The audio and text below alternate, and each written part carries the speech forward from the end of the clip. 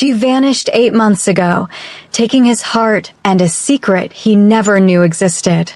When Kwon Jae-hyun collides with a heavily pregnant woman on a cold New York street, recognition hits like lightning. Melody, the wife who disappeared. The woman he was told betrayed him. But the timeline doesn't match the lies he was fed, and the child she's carrying changes everything. This is a story about the truths that destroy us, the lies that bind us, and the love that refuses to die even when it should. Hello, fam. Welcome back to Afro-Korean Heartbeat Stories. If you're ready for an emotional mafia romance that will wreck you in the best way, hit subscribe and let's begin. Don't forget to leave a comment telling us where you're watching from. Thank you for your immense support. The collision happened so fast Melody didn't have time to turn away. One moment she was rushing down the Brooklyn sidewalk, her hand pressed against her swollen belly, her worn coat doing little against the November wind. The next, she'd slammed into something solid, warm, and achingly familiar. Her bag dropped, spilling receipts and loose change across the wet pavement. "I'm sorry, I wasn't looking," she started, already bending to gather her things despite the awkward weight of being 8 months pregnant making every movement difficult. Then she saw the shoes. Expensive Italian leather, the kind that cost more than 3 months of her rent. Her gaze traveled upward slowly, taking in the perfectly tailored charcoal suit, the black cashmere coat, the strong hands that had steadied her when she stumbled. She knew before she reached his face. Some part of her had known the instant their bodies collided, recognized him on a cellular level that bypassed logic and reason. Kwon Jae-hyun stood frozen on the sidewalk, his dark eyes wide with shock, his usually composed features cracked open with something that looked like devastation. 8 months had sharpened him somehow, carved away any softness that might have remained. His black hair was longer than she remembered, swept back from his face, and there were new lines around his eyes, around his mouth. He looked older, harder, more like the man she'd fled from and less like the boy she'd fallen in love with. Melody. Her name came out rough, barely more than a whisper. His Korean accent wrapped around the syllables the way it always had, turning her American name into something exotic and strange. She couldn't move, couldn't breathe.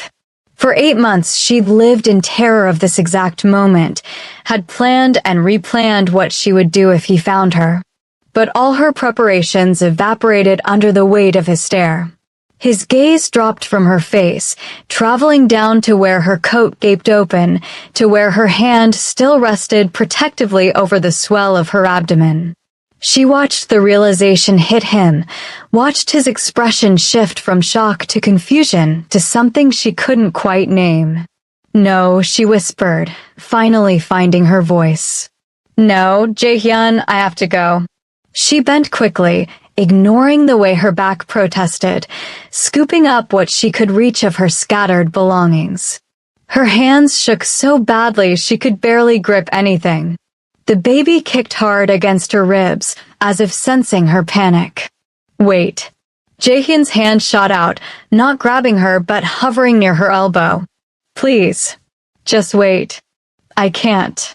I'm late for work." The lie came automatically. She'd already finished her shift at the coffee shop, was supposed to be heading home to her tiny studio apartment in Bed-Stuy. But she couldn't tell him that. Couldn't give him any information he could use to find her again. "How far along are you?" The question was quiet, almost clinical, but she heard the tremor underneath it. "That's none of your business." "Melody, please. Just tell me. How far along?" She made the mistake of looking up at him then. His face had gone pale beneath his naturally tan Korean complexion, his dark eyes fixed on her with an intensity that made her want to run. But there was something else there too, something that looked almost like hope and that terrified her more than anything. 8 months, she heard herself say. She watched him calculate, saw the exact moment the math clicked into place. His jaw clenched, a muscle jumping in his cheek. His hands curled into fists at his sides. 8 months pregnant. She'd left 8 months ago, which meant she'd gotten pregnant right before leaving. Is it mine? The question hung in the freezing air between them. A taxi honked somewhere behind her. A group of laughing college students pushed past them on the narrow sidewalk. The city moved around them like they were stones in a river, but Melody couldn't look away from Jaehyun's face. No, she said firmly. The lie tasted like ash on her tongue. No, it's not yours. I'm with someone else now. His name is David. We're very happy. Something flickered across Jaehyun's face, too quick for her to read. Pain, maybe. Or disbelief. He took a half step back, his hands dropping to his sides. You moved on quickly. His voice had gone cold, flat. The warmth that had briefly lit his features when he first recognized her had vanished completely, replaced by the mask she remembered all too well. You left 8 months ago and you're 8 months pregnant. That means you got pregnant within days of leaving me. Or, his eyes narrowed as he recalculated. She could see the wheels turning in his mind. Or you were already pregnant when you left, he said slowly. You were pregnant with my child and you ran anyway. No, I told you it's not. Don't lie to me, Melody. I can see it in your eyes. You were pregnant when you walked out. How far along were you? A week? 2 weeks? Did you even know? She said nothing. Let him believe what he wanted. But her silence was answer enough. My God, he breathed. You knew. You knew you were carrying my child, and you still left. You let me spend 8 months thinking you'd betrayed me, moved on, found someone else. When all along you were pregnant with my baby. I had my reasons. What reasons could possibly justify this? What could I have done that was so terrible you had to take my child and disappear? I can't do this. Not here. Not now. She gathered the last of her things and straightened, one hand pressed against her lower back. The baby kicked again, harder this time, and she couldn't quite suppress the wince. Are you all right? Jaehyun asked, concern breaking through his anger. I'm fine. Goodbye, Jaehyun. She walked past him, her heart hammering so hard she thought she might faint. She made it 3 steps before his voice stopped her. Melody. She didn't turn around. If she turned around, if she saw his face again, she might break. She might tell him everything. And the truth would destroy what little piece she'd managed to build. I will find out why you left. I will find out what happened. And when I do, we're going to have a very long conversation about our child. His voice was quiet, but carried the weight of a promise. You can run again if you want, but I'll find you. And this time, I'm not letting you go without answers. Then she heard his footsteps moving in the opposite direction, the tap of expensive leather against wet concrete growing fainter. She stood frozen on the sidewalk until she couldn't hear them anymore, until she was sure he was really gone. Only then did she let out the breath she'd been holding. Only then did she let the tears come. 8 months. She'd stayed hidden for 8 months. And in less than 5 minutes, everything had fallen apart. She walked the 8 blocks to her apartment in a daze, barely registering the cold or the people or the traffic. Her mind kept replaying the moment of recognition, the shock in his eyes, the way his gaze had fixed on her pregnant belly like he was solving an equation. He'd figured it out. He knew the baby was his. And now he would come looking for answers. Her apartment building was a 4-story walk-up with a temperamental heating system and neighbors who fought loudly at 2 in the morning. She'd been here for 6 months, the longest she'd stayed anywhere since leaving. It was supposed to be temporary, just until she saved enough for something better, but the pregnancy had complicated everything. She climbed the stairs slowly, her hand on the railing, pausing on each landing to catch her breath. By the time she reached the third floor, her back was screaming and the baby was doing gymnastics against her ribs. She fumbled with her keys, finally getting the door open, and stumbled inside. The studio was small but clean, barely 400 square feet that served as bedroom, living room, and kitchen all at once. She'd tried to make it cozy with secondhand furniture and cheap prints on the walls, but it still felt temporary, like a place you stayed while waiting for your real life to begin. Melody dropped her bag on the kitchen counter and collapsed onto her bed, not bothering to take off her coat. Her whole body ached. She'd been on her feet for 8 hours at the coffee shop, and the collision with Jae-hyun had drained what little energy she had left. She pressed both hands against her belly, feeling the baby move beneath her palms. A boy. She'd found out at the 20-week ultrasound.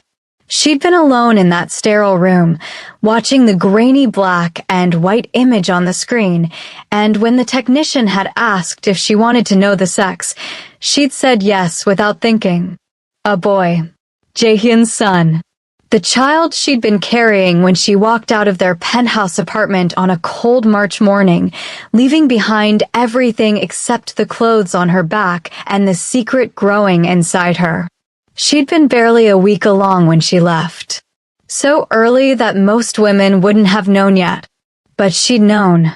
She'd taken 3 pregnancy tests, watched the positive lines appear, and felt her world shift. She'd been planning to tell Jae-hyun. Had been working up the courage, thinking maybe a baby would change things, would soften him, would make him see that his overprotective control was suffocating her. Then she'd overheard the conversation that changed everything. She'd been coming back from buying more pregnancy tests, wanting to confirm what she already knew. She'd let herself into the penthouse quietly and heard Jae-hyun's voice from his office. The door was cracked open, and she'd frozen in the hallway, listening. "I don't care what she wants," Jae-hyun had said, his voice cold and hard. "She doesn't leave this apartment without security. She doesn't see friends without me vetting them first. She doesn't make any major decisions without consulting me. Is that clear?" "Yes, sir." But respectfully, Mrs. Kwon is becoming increasingly unhappy with the restrictions. "My wife's happiness is my concern, not yours. Your job is to ensure her safety. If she tries to leave without permission, you stop her. If she argues, you call me immediately. She seems to think she has freedom, but she needs to understand that her freedom ended the day she married me. This is for her own good." Melody had stood in that hallway, one hand pressed against her still flat stomach where a life had just begun, and realized she couldn't stay. Not just for herself, but for the baby growing inside her. She couldn't raise a child in a cage, couldn't let Jae-hyun's need for control extend to their son or daughter. So she'd waited until he left for a business meeting, had packed nothing but her wallet and phone, and had walked out. She'd been running ever since. Sleep came fitfully that night. She woke at 3 in the morning from a dream where Jae-hyun was standing in her apartment, his face expressionless, telling her she belonged to him, and so did the baby. She woke again at 5 from contractions that turned out to be Braxton Hicks. By the time her alarm went off at 7, she felt like she'd been hit by a truck. She dragged herself to the coffee shop, arriving 15 minutes late for her morning shift. Her manager, Teresa, took one look at her and frowned. "You look terrible. Are you feeling all right?" "Just tired."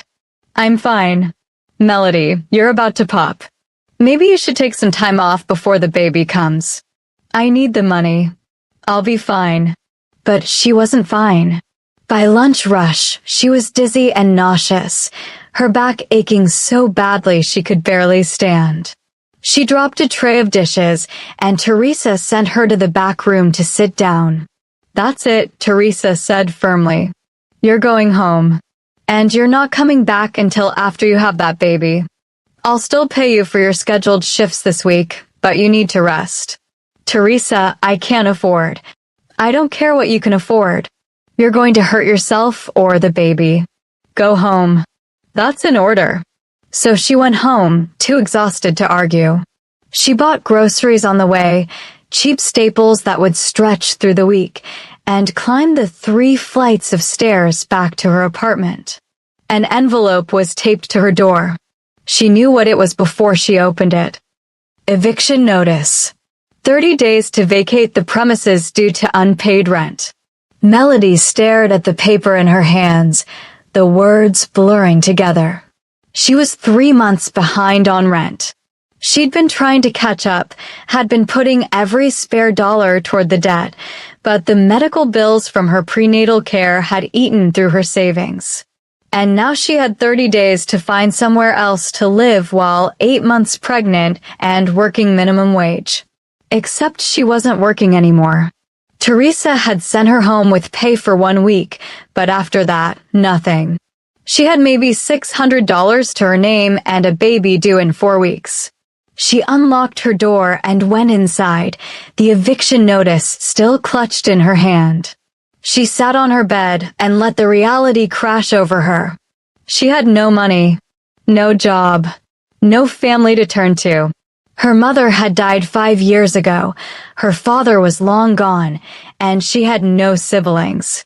She'd been so careful, so determined to make it on her own, to prove that she could survive without Jaehyun's money and control. But survival and actually living were 2 different things, and right now she was barely managing the first. She thought about calling him. The thought crept in like poison, tempting and terrible. 1 phone call and all her problems would disappear. Jaehyun would pay her rent, cover her medical bills, make sure she had everything she needed. All she'd have to do was give up her freedom and go back to being his beautiful, controlled wife. No, she'd rather live in a shelter than go back to that cage. She spent the rest of the day looking at apartment listings online, growing more desperate as she realized there was literally nowhere she could afford.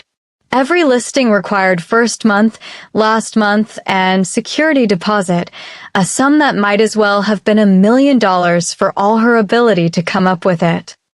That night, she lay in bed and felt the baby kick, and she cried. Silent tears that slid down her face and into her pillow. She'd thought she was strong enough to do this alone. She'd been wrong. The next 3 days were a blur of exhaustion and panic. She tried to rest like Teresa had ordered, but rest was impossible when her mind wouldn't stop spinning through worst-case scenarios. On the 4th day, she forced herself to go back to the coffee shop to pick up her paycheck. Teresa took 1 look at her and insisted on driving her home. "Have you been sleeping?" Teresa asked as they sat in her car outside Melody's building. "Not really. And eating, when I remember." "Melody, honey, you can't do this to yourself. You need to take care of you and that baby. Do you have anyone who can help you?" "What about the baby's father?" "He doesn't know. Maybe it's time to tell him. Pride isn't worth your health." "It's not about pride. It's about survival. If I tell him, I'll lose everything." Teresa didn't understand, but she didn't push. She made Melody promise to call if she needed anything, then watched her climb the stairs to make sure she got inside safely. That night, Melody woke at 2 in the morning to pain so intense she couldn't breathe. Sharp, stabbing pain in her abdomen that made her curl into a ball and gasp. Not contractions. Something else. Something wrong. She managed to grab her phone and call 911, barely able to speak through the pain. The dispatcher kept her on the line, asking questions, promising help was coming. Melody heard sirens in the distance, growing closer, and prayed the baby would be okay. The paramedics arrived and helped her down the 3 flights of stairs. The pain had eased slightly, but her vision was swimming and she felt like she might pass out. They loaded her into the ambulance and one of them started taking her vitals while the other drove. Blood pressure is 170 over 110, the paramedic said. Possible preeclampsia. How far along are you? 34 weeks. Any bleeding? No, just pain. They rushed her into Brooklyn Methodist Hospital, straight to labor and delivery. Nurses swarmed around her, hooking her up to monitors, checking the baby's heartbeat, taking blood. A doctor came in, a woman in her 50s with kind eyes and gentle hands. I'm Dr. Chin. You're showing signs of severe preeclampsia. Your blood pressure is dangerously high and you have protein in your urine. We need to get it under control, but if we can't, we may need to deliver the baby tonight. It's too early. 34 weeks is early, but babies born at 34 weeks do very well with proper care. Right now, my concern is keeping both of you alive. Do you understand? Melody nodded, too scared to speak.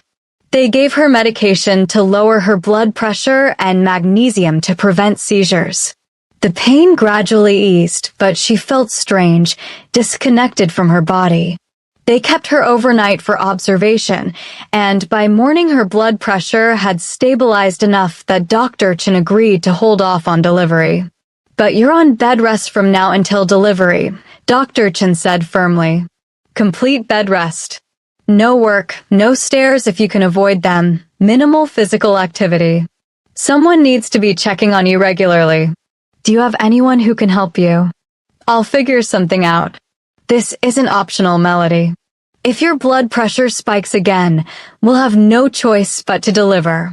And next time, we might not catch it in time. Do you have family? Friends? The baby's father. No family. My boss checks on me. That'll be enough. Dr. Chin looked skeptical, but signed her discharge papers. Teresa came to pick her up, took one look at the discharge instructions, and shook her head. You can't go back to that apartment. 3 flights of stairs? No way. You're coming to stay with me. Teresa, I can't impose. You're not imposing. I've got a spare room and I work from home half the week. I can keep an eye on you. Don't argue. So Melody found herself installed in Teresa's spare bedroom in Queens, surrounded by kindness she didn't deserve. Teresa brought her meals, checked her blood pressure twice a day with a home monitor, and made sure she stayed horizontal as much as possible. But it couldn't last. On the 3rd day, Teresa got a call that her mother in Florida had fallen and broken her hip. She needed to fly out immediately. I'm so sorry, Teresa said, already packing. My sister is a mess and Mom needs someone there. I'll only be gone a few days, maybe a week. Will you be okay? I'll be fine. Go take care of your mom. Call someone if you need help. Promise me. I promise. Teresa left that evening. Melody lay in the quiet apartment, listening to the sounds of the city through the window, and felt the loneliness crash over her like a wave. She was alone again. Completely, utterly alone. That night, she had a dream. Not a nightmare this time, but a memory. She was back in the penthouse, newly married to Jae-hyun, sitting on their bed and watching him sleep. In the dream, she reached out and touched his face, and he'd opened his eyes and smiled at her. A real smile, soft and unguarded. I love you, Dream Jae-hyun had said. More than anything. I'll keep you safe. I promise. She woke crying, her hand pressed against her belly, missing something that had been real once, but had turned toxic. Because the real Jae-hyun had loved her, but his love had become a prison. She'd left before she could tell him about the baby, had run before she could see whether a child would have changed him or made him worse. The next morning, she woke to cramping. Not severe, just uncomfortable, but persistent. She tried to ignore it, tried to rest like the doctor ordered, but by afternoon the cramping had intensified. She checked and there was spotting. Not much, just a little, but enough to make her heart race. She called the hospital. They told her to come in immediately. She called Teresa's number, but it went straight to voicemail. She was probably on the plane. She called 911, but they said it wasn't an emergency. She should take a car service or taxi to the hospital. She had $18 in her wallet. Not enough for a taxi from Queens to Brooklyn. She could take the subway, but the thought of navigating stairs and crowded platforms while cramping and spotting terrified her. She sat on the edge of Teresa's guest bed, her phone in her hand, staring at the contact list. There was only one person who could help her. One person who would drop everything and come. One person who had the resources to get her to the hospital safely. She should call anyone else. Should call Teresa's neighbor or a car service and figure out the money later. Should do literally anything except what she was about to do. But the baby came first. Her pride, her fear, her need for independence, none of it mattered as much as making sure her son was safe. She scrolled through her contacts until she found it. The number she'd saved 8 months ago and sworn she'd never use.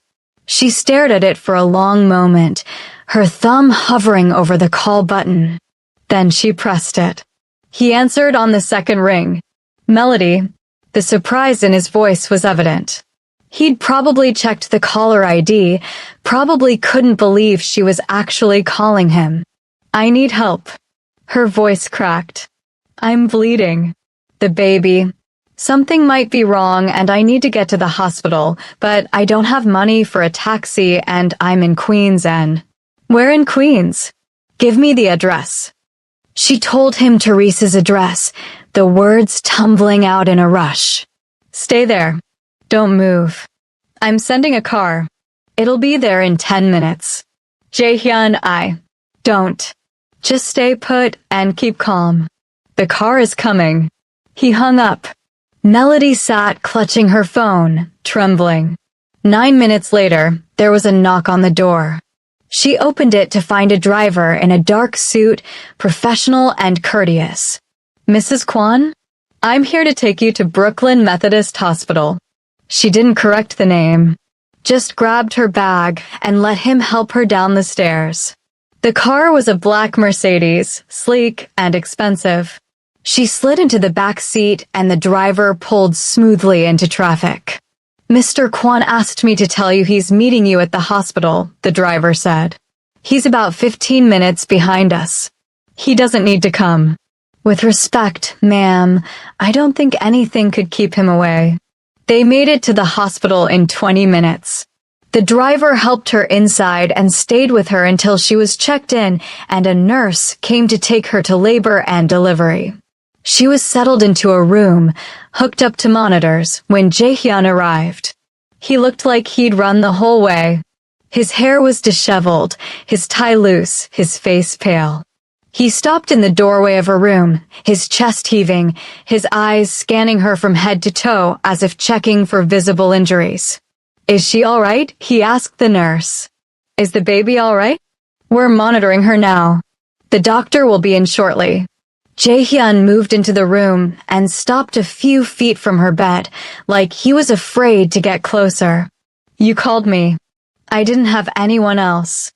I don't care why you called. I'm just glad you did. He ran a hand through his hair, making it stand up even more. How bad is the pain? How much bleeding? Not much bleeding.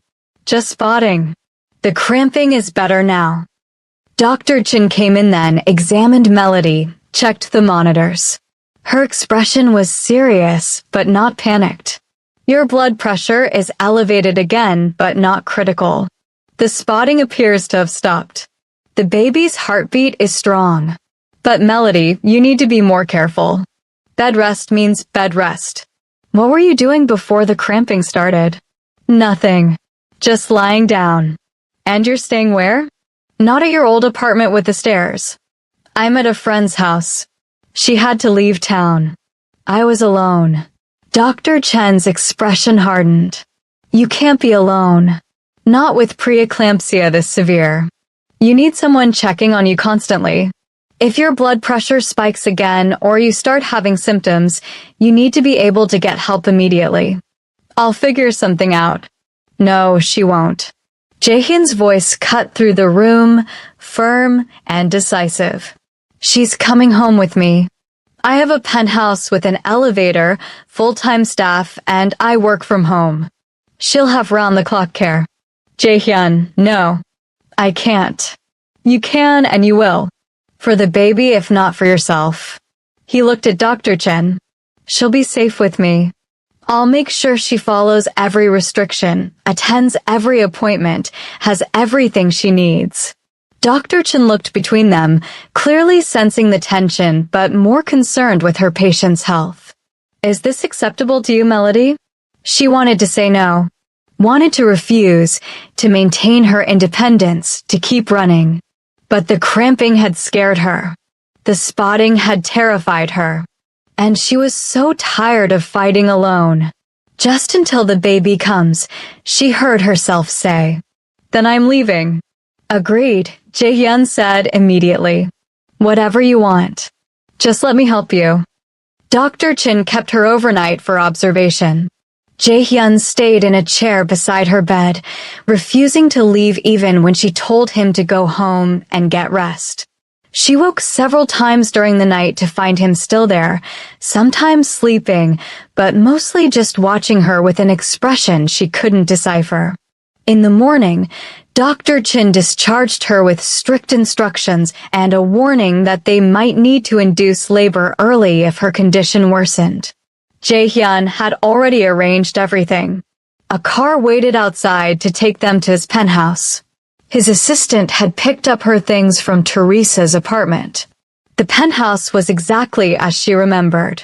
Floor-to-ceiling windows overlooking Manhattan, minimalist furniture, expensive art on white walls. The guest room had been prepared for her, the bed made with soft white linens, fresh flowers on the nightstand. You don't have to stay in the guest room, Jaehyun said carefully. The master bedroom is yours if you want it. The guest room is fine. All right. I've hired a nurse to check on you during the day. She'll be here at 9 tomorrow morning. If you need anything at night, anything at all, my room is just down the hall. Don't hesitate. Thank you. He lingered in the doorway, like he wanted to say more. Finally, he spoke. I know you don't trust me. I know you have every reason not to. But I meant what I said at the hospital. You're safe here. Both of you. I won't try to keep you here after the baby is born. If you want to leave, you can leave. But for now, please, just rest and let me take care of you. She nodded, too tired to argue. He left, closing the door softly behind him. She lay back on the bed and stared at the ceiling, wondering what she'd just agreed to. The nurse arrived the next morning as promised. Her name was Patricia, a middle-aged woman with a warm smile and efficient manner. She checked Melody's blood pressure, took her vitals, made sure she was eating properly. Your blood pressure is still high but stable, Patricia said. We'll keep monitoring it. Are you feeling all right? Any pain, dizziness, vision changes? No, just tired. That's normal. Rest as much as you can. Jaehyun kept his distance for the first few days. He worked from his home office, came out for meals, checked on her briefly in the evenings. He was polite, careful, never pushing for more than she was willing to give. It was so different from the man she'd left that she didn't know what to make of it. On the fourth day, she woke to voices outside her door. Jaehyun and someone else, speaking in rapid Korean. She caught enough to understand they were arguing about something, but not what. Then silence. A few minutes later, Jaehyun knocked on her door. Come in. He entered carrying a folder, his expression troubled. I need to talk to you about something. About why you left. Her heart started racing. I don't want to talk about that.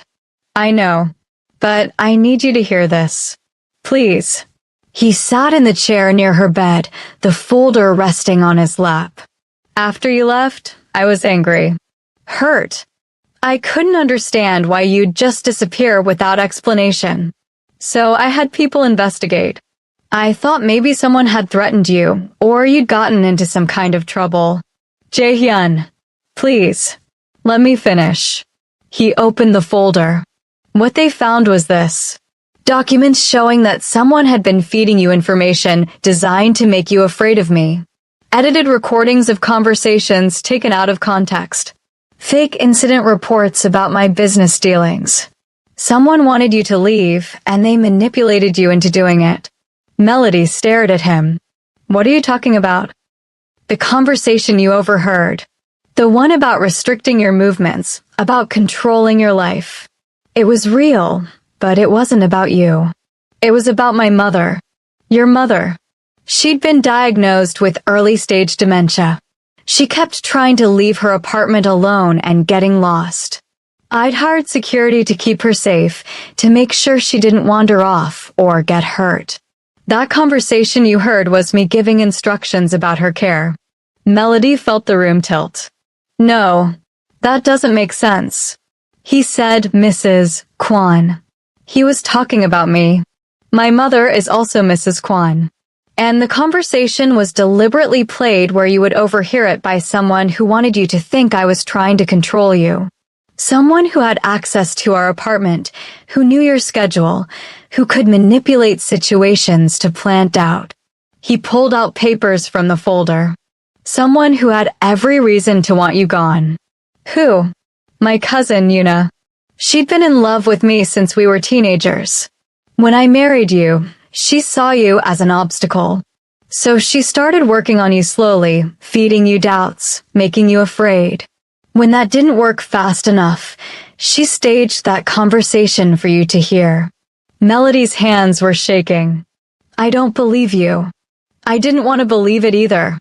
But I have proof. Phone records showing her calls to the household staff. Email records showing her asking about your schedule. Security footage showing her in our apartment on the days you accidentally overheard conversations. He held out the folder. It's all here. Everything. She took the folder with numb fingers and started reading.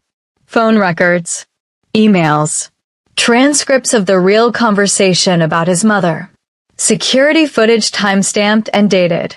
It was all there, exactly like he said. Evidence of a manipulation so careful, so calculated, that she'd never suspected. I loved you, she whispered.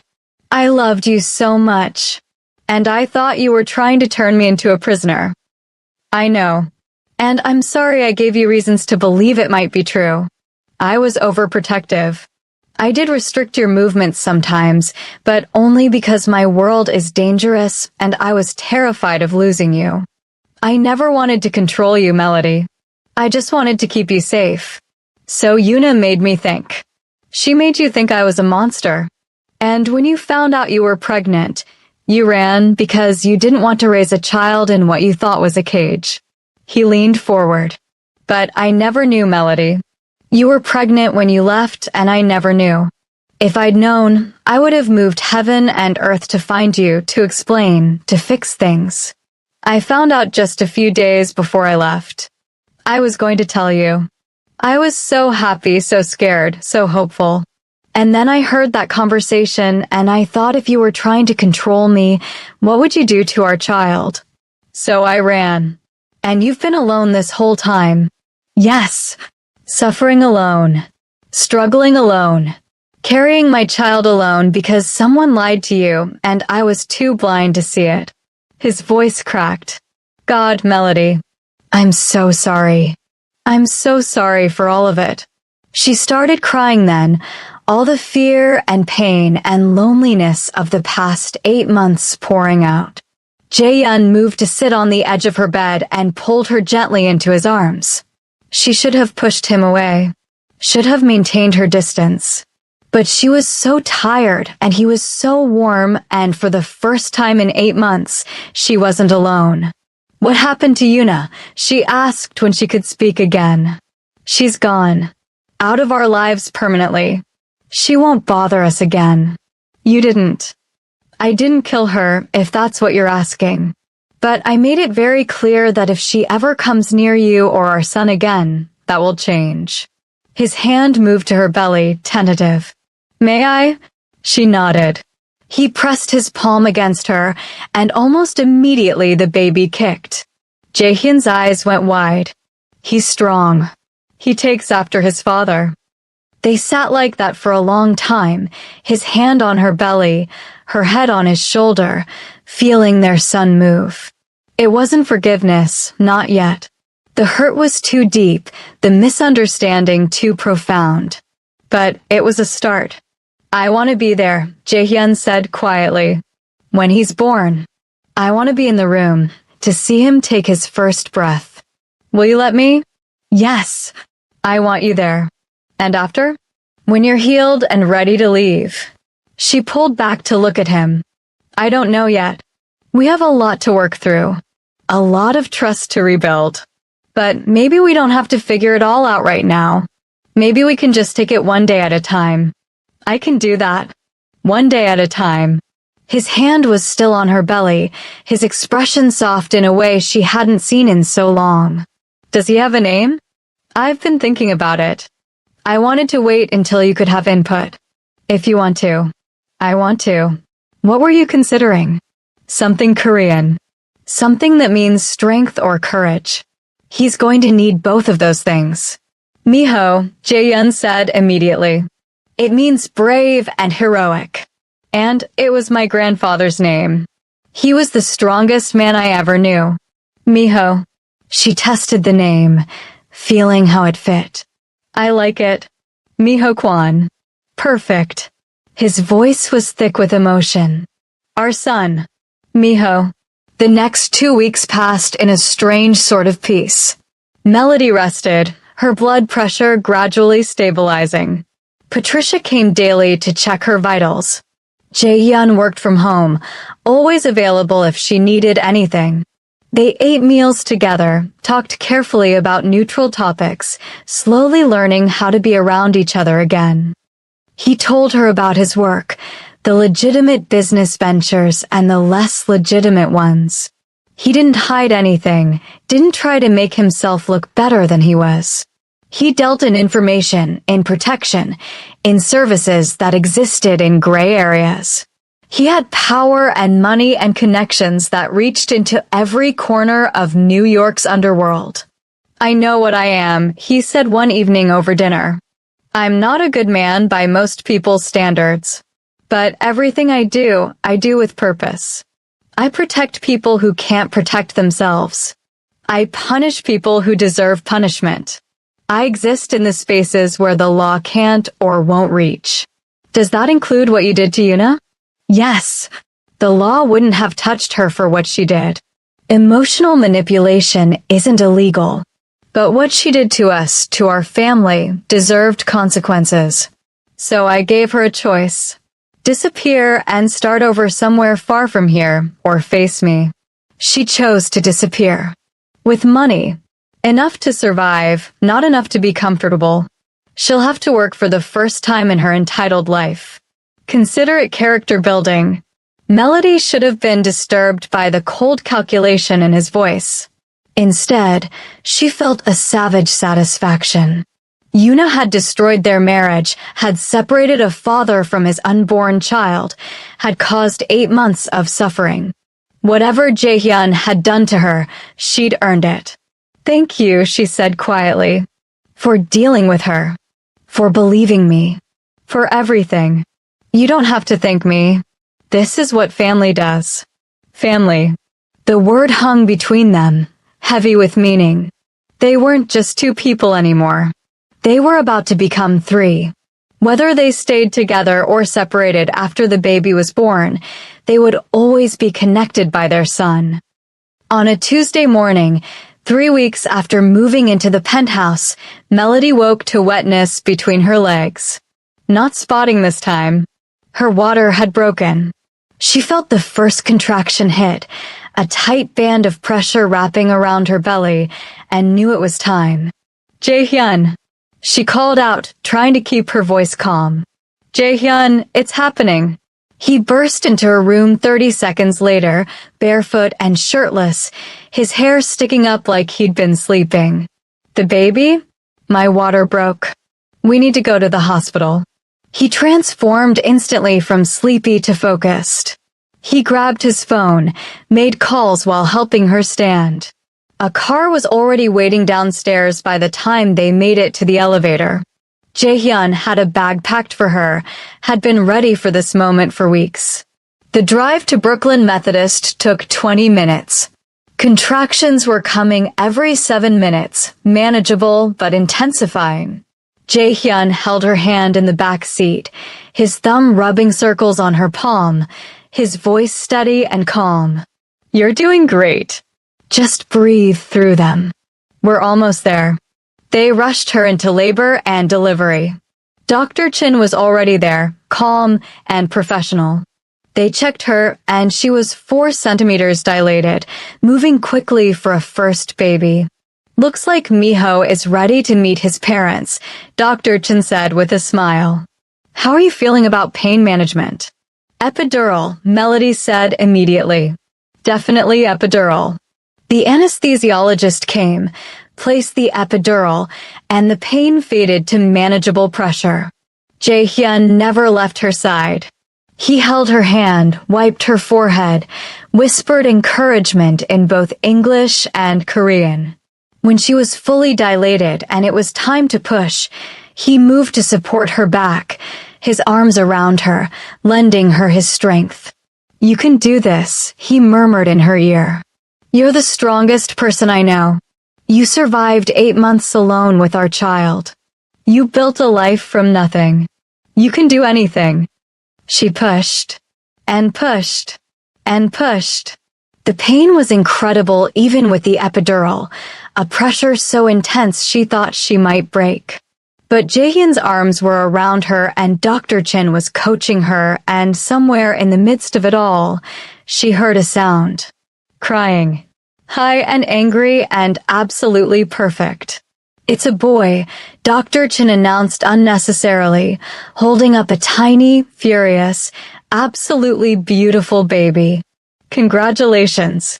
They placed him on Melody's chest, this tiny person she'd carried for 8 months, and she felt her heart crack open.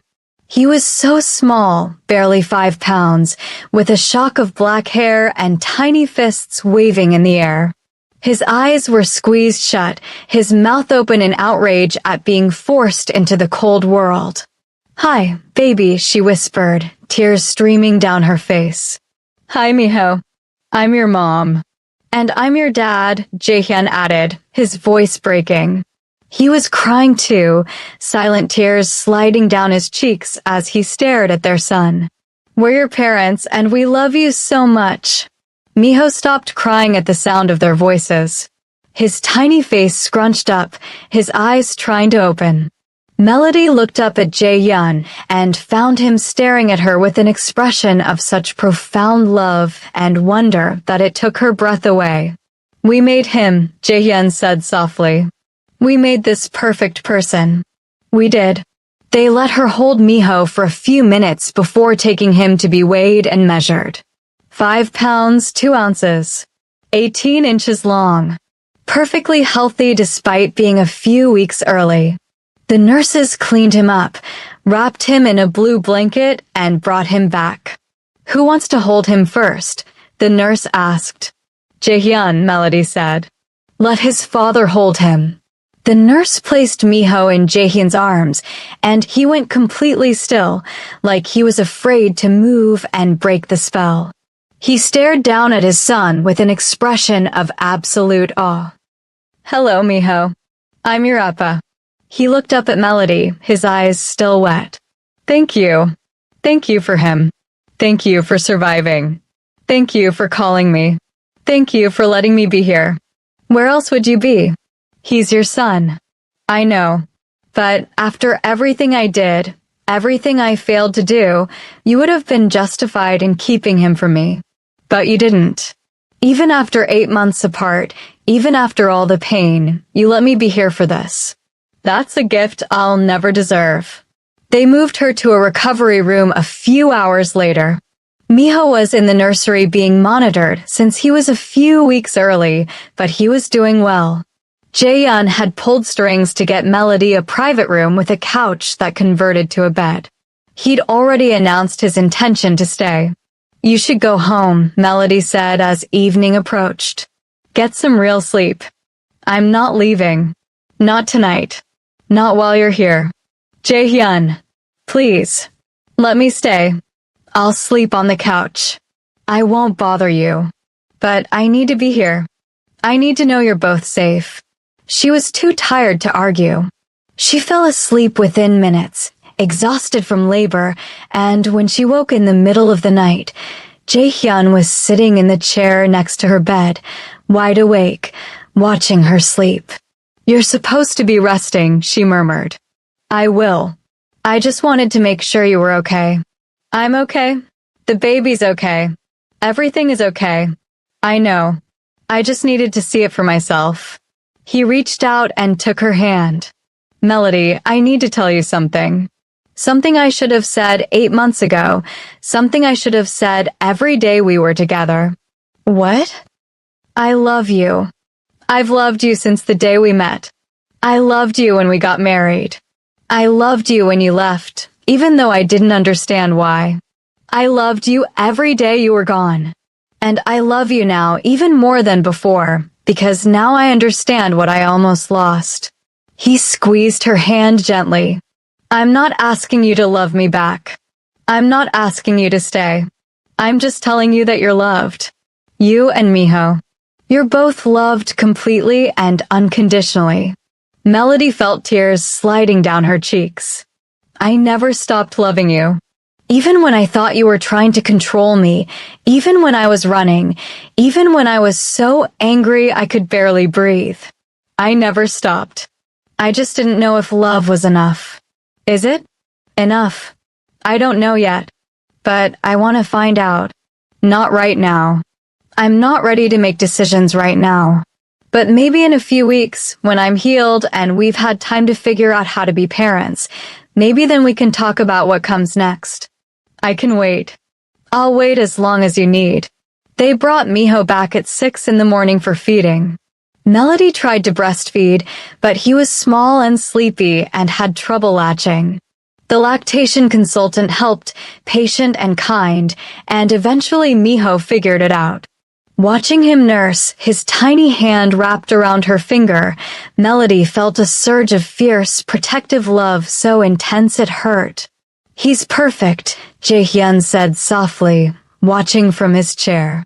"Absolutely perfect. He is. We did good. You did good. I just contributed genetic material. You grew him, carried him, kept him safe when I didn't even know he existed. And now we keep him safe together."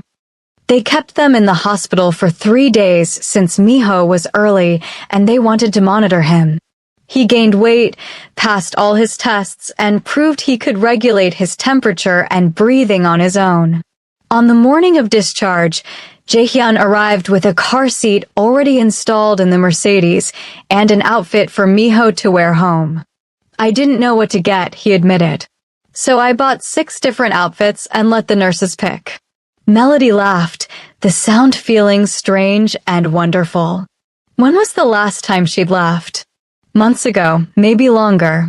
But looking at Jaehyun holding up tiny onesies with serious concentration on his face, she couldn't help it. They dressed Miho in soft blue cotton covered in little clouds. He looked impossibly tiny in the car seat. The drive back to the penthouse was nerve-wracking, every bump and turn making Melody's heart race. But they made it safely, and Jaehyun carried the car seat up like it contained the most precious cargo in the world, which it did. The penthouse had been transformed. The guest room where Melody had been staying now contained a crib, a changing table, a rocking chair, shelves full of baby supplies.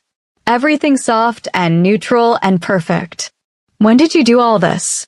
Melody asked, staring around the nursery. "While you were in the hospital. I wanted it ready for when you came home." He set the car seat down gently. "I hope it's okay. If you don't like anything, we can change it. It's perfect. It's all perfect." Those first few days were a blur of feeding and diaper changes and exhaustion. Miho ate every 2 hours, which meant no one slept for more than 90 minutes at a time. Melody was sore and tired and overwhelmed. But she wasn't alone. Jaehyun was there for every feeding, changing diapers, rocking Miho when he cried, learning how to be a father. One night, about a week after coming home, Melody woke at 3 in the morning to silence. Panic flooded her. Why wasn't Miho crying? Was he breathing? Was he okay? She threw off her covers and rushed to the nursery. She found Jaehyun sitting in the rocking chair, shirtless, Miho asleep on his bare chest. He was singing softly in Korean, a lullaby she vaguely recognized. His hand covered most of Miho's tiny back, rising and falling with each breath. He was fussing, Jaehyun whispered when he noticed her in the doorway. I didn't want him to wake you. The skin-to-skin seems to help him settle. Melody's heart melted. This man, this dangerous man who ran an empire from the shadows, who inspired fear in his enemies and commanded respect from everyone, was sitting in a rocking chair at 3 in the morning singing lullabies to their son. And he looked happier than she'd ever seen him. You're going to be a good father, she said softly. I'm going to try. He deserves the best. You both do. She went back to bed, but couldn't sleep. She lay staring at the ceiling, thinking about choices and second chances. Thinking about the life she'd built alone versus the life they could build together. Thinking about Miho and what he deserved. A few days later, Patricia came for a postpartum checkup. She examined Melody, checked her incision, asked about her emotional state. How are you feeling mentally? Any signs of postpartum depression or anxiety? I'm tired. Overwhelmed sometimes. But I think that's normal. It is. But I want you to know the signs to watch for. If you start feeling hopeless, or like you can't bond with the baby, or have thoughts of hurting yourself or him, you call me immediately. Understood. Understood. And your living situation? You have support? You're not trying to do this alone. I have support. Miho's father is here. He's been amazing, actually. Good. That makes a huge difference. Patricia packed up her equipment. You're healing well physically. Your blood pressure is back to normal. Just keep resting when you can and don't try to do too much too soon. After Patricia left, Melody found Jaehyun in the nursery, standing over Miho's crib and watching him sleep with that expression of wonder that still hadn't faded. We need to talk, she said quietly. He tensed, and she realized he thought she was about to tell him she was leaving. Okay, let's go to the living room. They settled on the couch, maintaining careful distance between them. Jaehyun's hands were clasped tightly together, his jaw set, bracing himself for bad news. I've been thinking, Melody started, about what comes next, about what I want. And I don't want to leave. Not yet. Not until we've really tried to fix what broke between us. She took a breath. I want to go to counseling. Both of us. Together and separately. I want us to learn how to communicate better, how to trust each other again. I want to understand why you were so overprotective, and I want you to understand why that terrified me. I want to build something new instead of trying to go back to what we had before. Hope flickered across his face. You want to try again? Really try. I want to try. Not for Miho, though he's part of it. But for us. Because despite everything, despite all the pain and misunderstanding, I still love you. And I think you still love me. And maybe that's enough to build on. It's more than enough. It's everything. He reached out slowly, giving her time to pull away, and took her hand. I'll do whatever you need. Counseling, therapy, whatever it takes. I'll be completely honest, even when it's hard. I'll respect your boundaries, even when my instinct is to protect you by controlling the situation. I'll be the partner you deserve. And I'll try to communicate better instead of running when things get hard. I'll try to trust you, even when it's scary. I'll give you the chance to prove you've changed. Thank you. His voice broke. Thank you for this chance. I won't waste it. They found a therapist who specialized in couples counseling, a woman named Dr. Sarah Kim who understood the dynamics of their relationship without judgment. The first session was hard. They talked about the conversation Melody had overheard, about Yuna's manipulation, about Jaehyun's need for control and Melody's need for freedom. You both have valid fears, Dr. Kim said. Jaehyun, your world is dangerous. Your need to protect Melody isn't irrational. But Melody, being protected shouldn't mean being imprisoned. The question is whether you two can find a middle ground where you both feel safe. It took time. Weeks of sessions, of hard conversations, of learning how to fight fair and communicate clearly. Jaehyun worked on loosening his grip, on asking instead of demanding, on trusting Melody to make her own choices. Melody worked on not running at the first sign of conflict, on speaking up before resentment built, on trusting that Jaehyun's protection came from love and not a desire to control. Miho grew. 1 month old, then 2, then 3. He started smiling, started following them with his eyes, started grasping toys. Watching Jaehyun with their son was Melody's favorite thing. He was patient and gentle, singing Korean lullabies and talking to Miho in both languages, determined their son would grow up bilingual. 3 months after Miho's birth, Melody woke one morning to find Jaehyun already up, standing by the nursery window with Miho in his arms, the morning sun painting them both gold. "What are you thinking about?" she asked from the doorway. "How lucky I am. How close I came to losing this." He turned to look at her. "If you hadn't called me that day, if you'd been too proud or too scared, I might never have known about him. I might have lost you both. But you didn't. We're here. We're trying. We're doing more than trying. We're succeeding." He walked over and kissed her forehead, careful not to jostle Miho. "I know we're taking things slow. I know we're still rebuilding trust. But I need you to know something.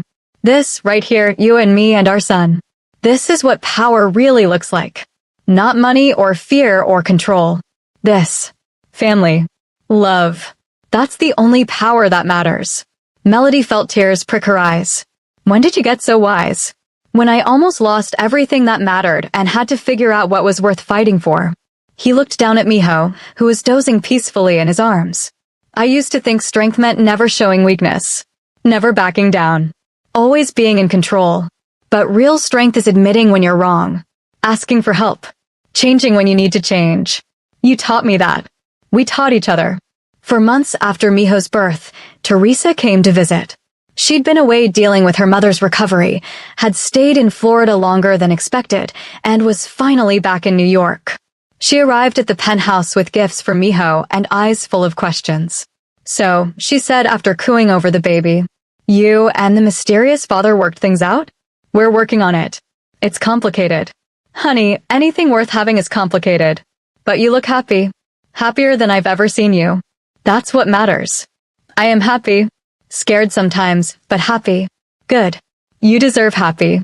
Teresa looked around the penthouse, taking in the obvious wealth. "He treats you right? Respects you. He does. He made mistakes, bad ones, but he's trying to fix them. We both are. Then I'm glad. You and that baby deserve the best." 6 months after Miho's birth, on a cold September evening, Jaehyun asked Melody to have dinner with him. Not in the penthouse, but out. His mother, fully recovered from her dementia scare after finding the right treatment, had agreed to watch Miho for a few hours. Melody dressed carefully, choosing a simple black dress that fit her post-baby body.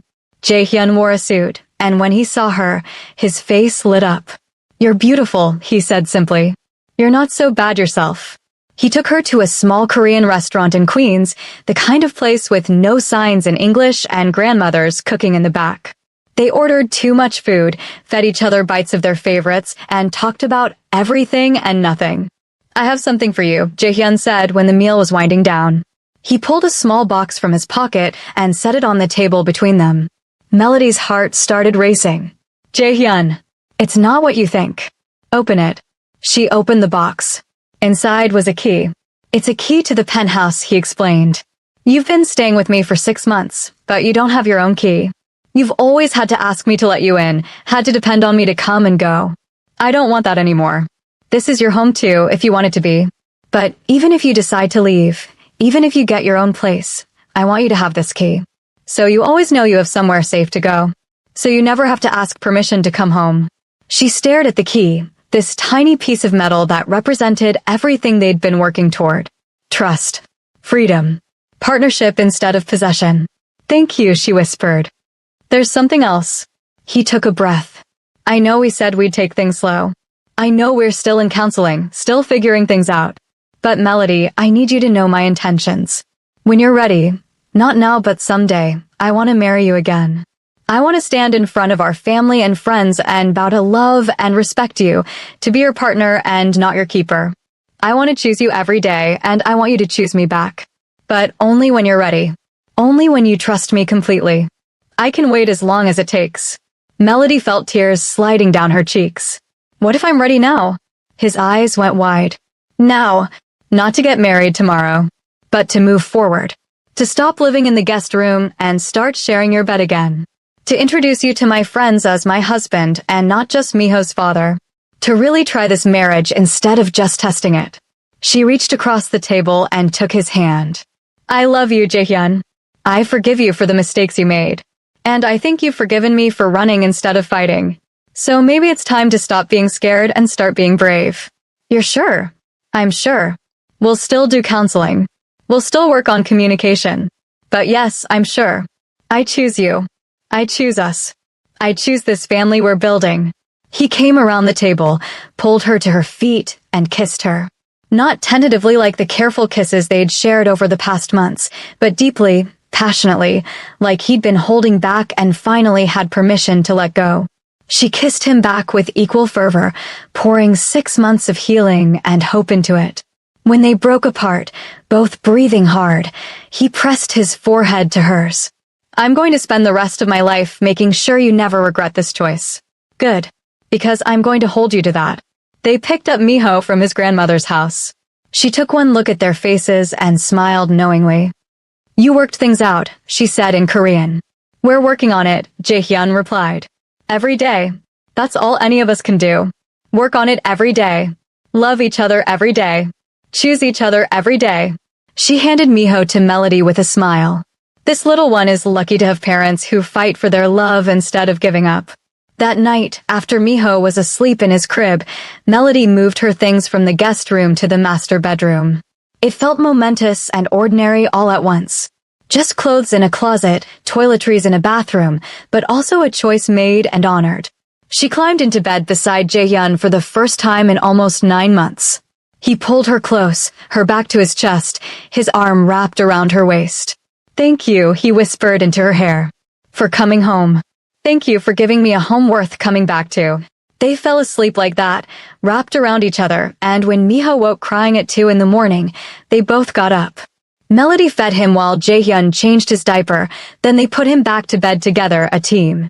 This was what happy looked like, Melody thought as she climbed back into bed. Not perfect. Not without scars or struggles. But real. Honest. Built on a foundation of mutual respect and genuine love instead of control and fear. 6 months later, on a crisp March evening exactly 1 year after Melody had left, they renewed their vows. It was a small ceremony, just close friends and family, held in the penthouse with views of the city lights. Miho, almost a year old and taking his first wobbly steps, served as ring bearer with help from his grandmother. Melody wore white. Jaehyun wore a traditional black suit. And when they said their vows, they meant every word. I promise to love you without caging you, Jaehyun said, his voice steady and sure. To protect you without controlling you. To be your partner in all things, the good and the bad. To listen when you speak, to trust your choices, to respect your freedom even when it scares me. I promise to choose you every day, not because I have to, but because I want to. Because you're the best thing that ever happened to me. I promise to love you without running, Melody said, her own voice strong despite the tears streaming down her face. To stay and fight when things get hard. To trust you even when it's difficult. To speak my truth instead of letting resentment build. I promise to choose you every day, not because I'm trapped, but because I'm free. Free to leave and choosing to stay. Free to love you completely and without fear. They sealed the promises with a kiss. Their friends applauded. Miho clapped his chubby hands together and laughed. And Melody felt, for the first time in years, completely at peace. This was love. Not the desperate, clinging kind she'd feared. Not the controlling kind Jaehyun had mistakenly shown before. But the real kind. The kind that set you free and trusted you to come back. The kind that acknowledged mistakes and worked to fix them. The kind that built something new from the ashes of what broke. Later that night, after the guests had left and Miho was asleep, they stood by the floor-to-ceiling windows and looked out at the city. Do you ever think about what would have happened if we hadn't run into each other that night? Melody asked. Every day. And every day I'm grateful we did. Grateful you were brave enough to call me when you needed help. Grateful you gave me a second chance. Do you think Miho will understand someday? When he's older and asks about our story? I think we'll tell him the truth. That his parents loved each other, but almost destroyed that love through misunderstanding and fear. That they found their way back through hard work and forgiveness. That love isn't easy or simple, but it's worth fighting for. Jae-hyun pulled her closer. And I think we'll tell him that he was never unwanted or unloved, not for a single second. That even when his parents were apart, even before I knew he existed, he was loved. That's a good story. It's our story. And we're still writing it. They stood there for a long time, wrapped in each other's arms, watching the city lights twinkle below. Somewhere down there, people were falling in love and falling apart, making mistakes and fixing them, running away and coming home. Just like they had. But tonight, they were together. A family. Imperfect and scarred, but whole. And that was more than enough. If you've been following Melody and Jaehyun's journey, hit that subscribe button for more emotional romance stories that will make you believe in second chances. Drop a comment below sharing your thoughts on their story. Have you ever had to rebuild trust with someone you love? Have you ever been given a second chance you didn't think you deserved? Share your experiences below. And if this story touched your heart, show some love by hitting that like button. Remember, love isn't about being perfect. It's about being brave enough to try again. Until next time.